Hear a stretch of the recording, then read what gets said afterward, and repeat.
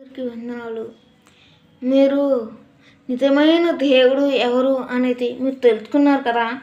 మరి నిజమైన క్రైస్తత్వం కలిగి మీరు ఉన్నారు.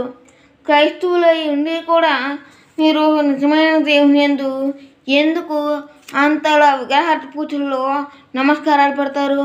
అసలు దేవుని ఎందుకు మీరు ఎరగను అని లోకం అంతటా మీరు చెప్తున్నారు. లోకమే పాపమని మీకు తెలుసు. మరి నిజమైన దేవుడు ఈ లోకం కొరకు ఆయన సిలువేశారని, ఆయన సిలువేయబడ్డారని మీకు తెలుసు.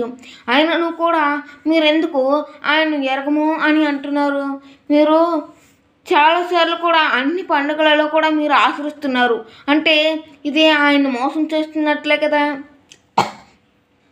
మరి ఆయన మీరు మోసం చేస్తున్నట్లయితే ఆయన ఎందుకు ఎరగనంటున్నారు?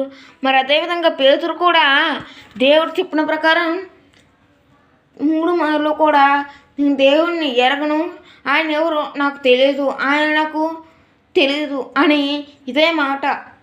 మరి ఇదే మాటతో వారందరూ కూడా ఎన్ని మార్లు అడిగినా నీవు కూడా వారిలో ఒకడివని చెప్పిన వెంటనే కూడా వారు ఆ మాట నమ్మలేదు. నేను వారెవరో నేను ఎరగను అని వాడు చెప్పారు. మరి అలాగే దేవుడు ఒక లేఖనం ద్వారా ప్రతి అక్షరాలు కూడా నెరవేరినాయి. మరి అదేవిధంగా పేతురు కూడా ఒక మాట సెలవిచ్చారు పేతురుకి. మరి ఆ పేతురుకి ఏం మాట సెలవిచ్చారంటే, నువ్వు 3 మార్లు కూడా కోడి కూయకు మునిపే నన్ను ఎరుగువు అందువు అని దేవుడు మాట సెలవిచ్చారు. వెంటనే 3 మార్లు కూడా కూయకు మునిపే వాడు నేను దేవుణ్ణి ఎరగను అని చెప్పారు. అదేవిధంగా దేవుణ్ణి ఎరగలేదు.